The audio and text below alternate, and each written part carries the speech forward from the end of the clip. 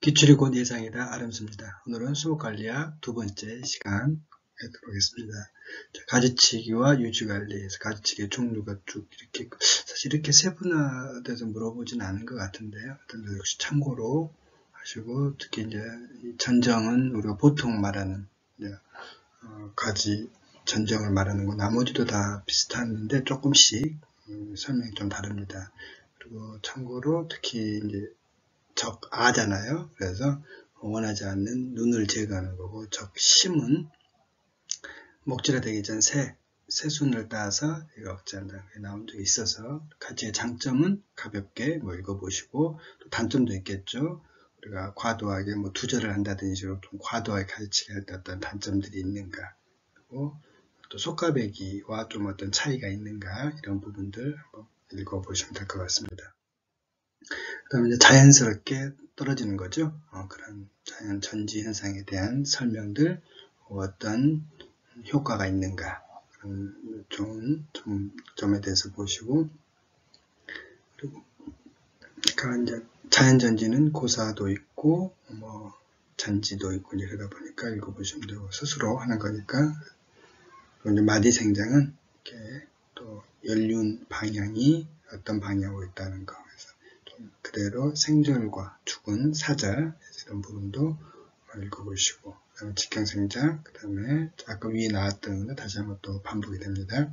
그리고 이제 강도와 줄기생장이 어떤 영향을 끼치는가, 수고생장과 흉고 직경생장에 대해서 어떤 영향들이 있는가, 이런 부분 좀 가볍게 읽어보시고, 이거는 이제 강도일 때입니다. 여기 지금 스트로브 잘 나오고 예를 들었는데, 그럴 경우에 5년 정도는 이렇게 된다는 거고, 그 이해는 괜찮지만 나머지도 그러면 가지 사실 그림을 보면서 사실 설명을 드리면 더 좋을 텐데, 이제 이렇게 지룡, 사실 우리 맞춤법에 의하면 리을이 맞을 텐데요. 이렇게 지융이라고 쓴 것도 있고, 이제 지룡, 원래는 제가 알기로 지룡으로 아마 나올 겁니다. 저희 수업 시간에 지융으로 돼 있어 제가 썼는데, 어떤 가지 이음부 이런 부분에서 이런 그림상으로도 살펴주면 좋을 것 같습니다.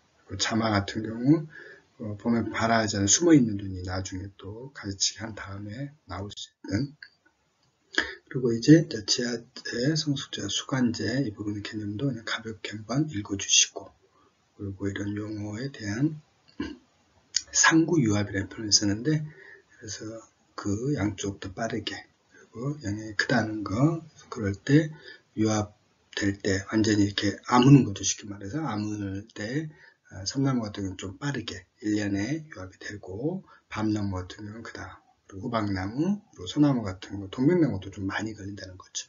한번 그렇게 가지치기로 생긴 그런 상구가 생기면 그게 유합, 이렇게 아무는 데 생긴다는 거고, 자연전지는 떨어지는 거고, 생가지 할 때는 이런 생긴 상처, 이제 쉽게 말하면 그런 부분에 이제 부가 발생한다는 거. 그래서 단풍류라든지 느릅나무, 벚나무, 물풀애류 같은 경우는 사실 생가지치기가 좀 위험하니까 가급적 자연 낙지를 유도해라, 이런 부분이고, 그 다음에 작은 생가지치기를 권하는 그런 종류, 나머지 부분 수관 길이에 대해서 이런 부분도 같이 실제 가지치기를 실행하는 그런 좋은 위치, 그리고 이제 지피윤기선 이런 부분을 고려해서 이것도 이제 그림상으로 같이 이해하면 좋을 것 같아요. 그래서 끝까지 고려해서 가지치기를 잘 해야 한다는 얘기죠. 그리고 우리 앞에 첫 시간 이게 생리학인가? 예, 생리학에서도 아마 나왔었던 코디트 이 과정, 구익화 과정을 다시 한번 첫 번째 단계, 두 번째 단계, 세 번째 단계, 네 번째 단계 좀 다시 한번 살펴주십시오. 여기서 또 한번 나오거든요. 사실 공부해 보신 분들은 아시겠지만 수목관리학 분들은 수목관리학 이 과목 자체가 거의 많이 겹칩니다. 다른 과목들과 겹치는 부분이 많이 있으니까 같이 이해를 하면 좋을 것 같습니다. 그리고 이제 가로수 관리는 방금 했던 부분에 대한 그런 가지치기, 이제 전정이라는 또 용어로 바로 여기 썼네. 처음에 가지치기 또 종류별로 구분했었는데, 우리가 일반적으로 가지치기는 전정이지 않습니까? 그래서 그런 부분에 대한 내용 좀 읽어보시고, 그 처리하는 방법에 대해서. 그리고 횟수는 나온 적이 있습니다. 침엽수 같은 경우 보통 10월, 11월경 혹은 초봉, 그리고 상록수 같은 경우는 보통 3, 4월에 꽃 지고 난 후, 아니면 여름눈 6, 7월, 아니면 생장이 멈춘 9, 10월 정도. 그리고 낙엽수 같은 경우는 그리고 휴men긴 11월과 3월 이렇게, 혹은 7, 8월 태풍 이전에 두 번 정도 한다는 거 나온 적이 있으니까 꼭 다시 한번 읽어보시고 고나는 거죠. 동기냐 하기냐. 생리적인 영향도 동기하기 구분해서 하고, 충기바라 수종 이런 경우는 단풍나무나 매화나무 같은 경우는 가급적 이른 봄에 피해달라 이런 거죠. 그리고 만약에 전년지 개화 수종은 개화 후에 당연한 거겠죠. 그런 부분. 당년지 개화는 봄에 하고, 수에 강한 경우는 새순바라 이런 사철 버드나무 같은 경우. 지금 8회부터 저희가 수목 관리학이 25문제로 줄어들면서 많이 문항수가 줄어들었습니다. 특히 이제 외과 수술 같은 부분도 많이 빠졌고요. 그래서 그런 부분은 이해하시고, 가급적 기출을 많이 그대로 넣긴 했지만 많이 줄어들었다는 거, 지금 8회부터 9회, 10회차 벌써 세 번째인데 참고하시기 바랍니다. 바로 맞네요. 기출 융이라고 나왔죠. 그래서 지융 이 부분이 어딘가. 지륜과 나중에 GV 용기선도 또 물어볼 수 있을 것 같아요. 그래서 어떤 차이가 있는가. 그리고 아까 적십 예를 설명했었잖아요. 부분 읽어보시고, 도장지가 발생하다가 싹이 안 텄다가 말 그대로 우리가 머물러 있다가 하는 부분 참아. 그리고 속가배기 효과, 아까 속가배기 효과 있었죠. 그래서 그런 부분, 나머지는 다 속가배기 효과죠. 근데 이제 이런 부분 가지치기 효과고요. 그래서 그런 차이점, 속가배기 효과와 가지치기 효과 차이점 기억해 주시기 바랍니다. 이 부분은 모두 정도 처리가 됐던 문제고, 이제 전쟁 시기에 대해서 항상 말씀드리지만 이런 틀렸던 부분 꼭 다시 한번 고쳐서 잘 기억하시기 바랍니다. 그래서 상처 같은 경우니까 저런 경우는 저희가 휴먼 상태 때 해야겠죠. 직전이 아니라. 그리고 디귿방 같은 경우는 직후에 하시면 안 되고 조금 있다. 그러니까 꽃이 피고 한 30일 이내, 그 정도라고 예로 사례로 나와 있는데 약간 상황에 따라 다르겠지만, 그런 항상 지문을 조심해야 됩니다. 그럼 뭐 직후, 뭐만 이렇게 돼 있을 때는 조심해야 됩니다. 그리고 아까 자작나무, 단풍나무 같은 경우는 휴먼 기간 중에 아무 때나 할 수는 있지만, 그래서 가급적이면 이제 늦가을이나 겨울 초기가 적당하다고 그랬죠. 그래서 그런 종류 잘 기억해 두시고, 나머지 이 부분도 꼭 옳은 보기들 다시 한번 읽어 주셔야 다시 물어볼 수 있습니다. 9회 이 부분에 한 2문제 정도 나왔었거든요. 그래서 이렇게 쭉 설명해 주고, 이에 대한 제가 몇 차례 것은 말씀드리지만, 지금 추세가 이런 유형이 많이 나옵니다. 어떤 설명을 몇 가지 해주고 답을 구하고, 그 말씀인즉 시간이 부족하다는 겁니다. 그래서 오지선다형에 이렇게 보기 지문을 길게 나온다는 얘기는 굉장히 읽는 속도를 빨리 늘리셔야 됩니다. 그런 연습을 하셔야만 좋은 점수가 나올 수 있을 것 같습니다. 두절에 대한 싹둑싹둑 잘라버린 이제 그런 말이죠. 그래서 그에 대한 단점들 나올 겁니다. 그럼 답을 찾으시면 될 것 같고요.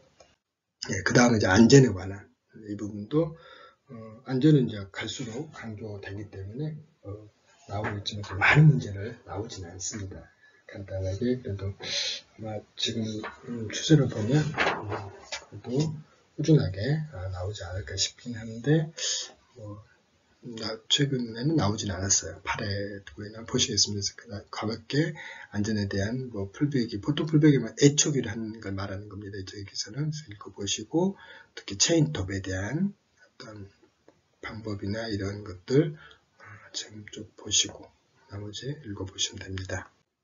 그래서 이제 6회, 7회까지는 이게 나왔었는데 문항수가 줄어들면서 8, 9회 때는 안 나왔는데 아마 저는 안전을 강조하는 시기다 보니까 9회 때 나오지 않을까 싶어요. 그래서 다시 한번 쭉 읽어보시고 이런 문제 이렇게 공부해야겠다 한번 읽어주시기 바랍니다. 기본 상식적으로만 하면 안전 쪽은 괜찮습니다. 그 다음에 이제 위험평가죠. 수목의 위험평가 관리는 꾸준히 문제를 완전과 마찬가지입니다. 그래서 지금 8회 때는 한 문제만 나온 걸로 제가 알고 있습니다. 그래서 9회 때는 아직 안 나오고 8회 때만 나온 걸로 알고 있는데 그래도 같이 한번 기억을 해 두시고 쭉 읽어보시고 또 여기 다시 부에 대한 설명이 간단히 나오니까 부 문제가 생략에서 나오지만 또 여기서도 나온 적이 있고 안 나오라는 부분은 없거든요. 관리학 같은 경우는 생리학이나 토양학이나 농약학 관리학이죠. 이런 전반적인 게 다 같이 물어보니까 해충학도 나올 수도 있는 거고 그래서 전반적으로 꼭 같이 알아두시면 될 것 같습니다.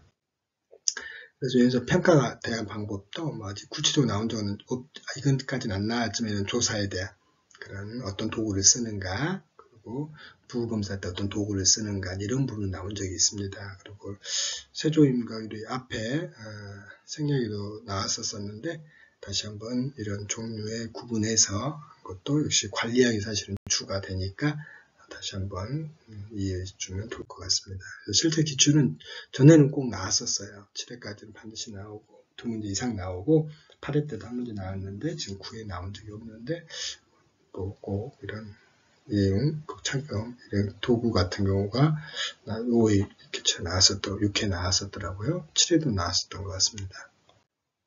그래서 치료 방법 이런 걸 가볍게 읽어보시고 여기도 또 있죠. 또 도구 나왔었죠. 그래서 쭉 나왔고 8회 때는 이런 처리 방법에 대해서 이렇게 줄당김이나 세조임 이런 부분들 나왔거든요. 그래서 그걸 읽어보시면 도움이 될 것 같습니다.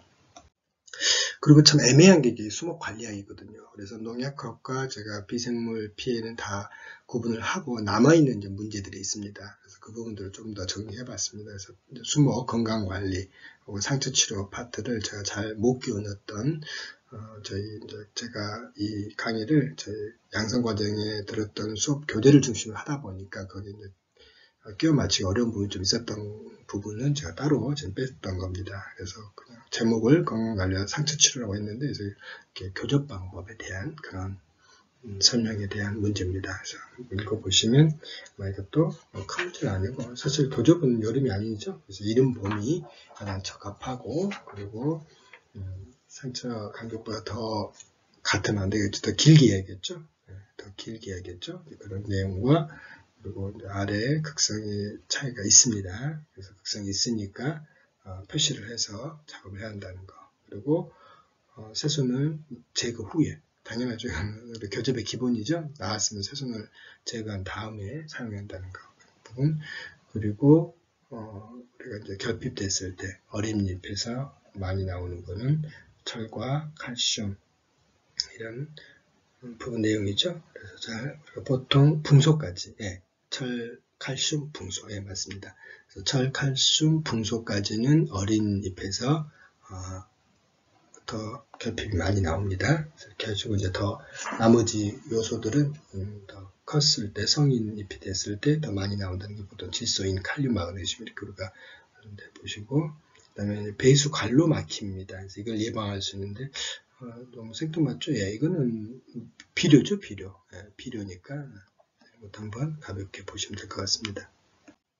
그리고 건강관리 프로그램 전반적인 거 나온 거고 그 다음에 한번 나머지는 이 오른 부분 꼭 읽어보시고요. 종합관리 이런 식물 정신명칭 식물 건강관리 프로그램인데 이렇게 두시고 그리고 이제 수목 관리자 조치 어디에 넣기가 애매한데 내용을 읽어보시면 어떤 그런 일반적인 관리입니다. 그래서 이게 이제 참 느릅나무가 어떤 수종이냐 이걸 알면 되는 문제거든요. 그래서 좀 또 살펴보시면 나올 것 같습니다. 그래서 참 이게 배수 관료가 있다는 얘기는 습하다는 얘기잖아요. 물이 흐르니까. 근데 배수 관료가 설치된 것은 사실 저는 사회적으로 어느 나무든 다 안 좋죠. 사실은. 그런데 이제 일반적으로 뭐 참 좋은 배수가 필요한 나무인데 저는 그렇지 않더라도 상식적으로는 그러는데 어차피 문제가 나왔으니까 나머지 부분도 꼭 읽어주십시오. 그리고 이제 9회 때도 2문제 정도가 나왔었는데 결국 이거는 모두 다 정답처리를 했습니다. 출제자 의도가 어떤 건지는 좀 잘 모르겠는데 일단 다 정답처리를 했고요. 그래도 이런 관리 방법에 대해서 물어보고 있다는 거 혹은 잡초에 대한 설명도 사실 우리가 수목이기 때문에 웬만해서 여기까지 다루지 않을 텐데 이제 관리학 파트에 넣은 것 같더라고요. 그래서 잡초 쪽도 잡초의 특징을 알고 있는가 그런 부분에 대해서 물어보는 문제입니다. 근데 제가 말씀드렸죠. 조금 전에도 뭐뭐만 이런 무관하게 이것도 그런 종류의 보기든 조심히 봐야 됩니다. 그래서 보시면 될 것 같습니다. 그리고 참 저는 애매했던 게 이게 수목 관리학에 들어가는 문제가 맞나 그래서 제가 분류에 실패했던 부분인데 7회는 균에 대한 기후정책에 관한 문제입니다. 그래서 이런 부분들 나왔었고 그리고 이제 공생관계인 것과 아닌 것 그런 문제가 나머지는 이제 공생인데 이거는 기준 죄송합니다. 매개충이죠. 매개충, 기주에 대한 매개충이 문제가 있고, 이거 과연 관리한 문제가 싶긴 해요. 그리고, 더 황당했던 것은 이제 이게 미상화서인 수종이 무엇인가를 물어봤다는 거. 그리고 이것도 마찬가지고요. 층층나무에 대한 학명을 물어봤다는 거. 그래서, 이게 과연 관리학일까? 라는 물음표가 드는데, 어찌됐든 나왔습니다. 그래서 이런 부분까지 살펴보시고, 마지막으로, 지금 이제 8회부터는 출제 범위에 빠져서 나오지 않을 거라고 저는 확신합니다만은 2차에서는 또 준비가 되니까 또 참고로 이제 외과 수술에 대한 어떤 순서, 외과 수술에 대한 설명 이런 부분들이 5회, 6회로 나왔었습니다. 그래서 그런 문제를 다뤘던 거고 이렇게 해서 이제 수급 관리학 부분을 마무리하고 이제 저희가 비생물적 피해와 농약학을 바로 준비하도록 하겠습니다. 그러면 비생물 피해 전문가 만나도록 하겠습니다. 고맙습니다.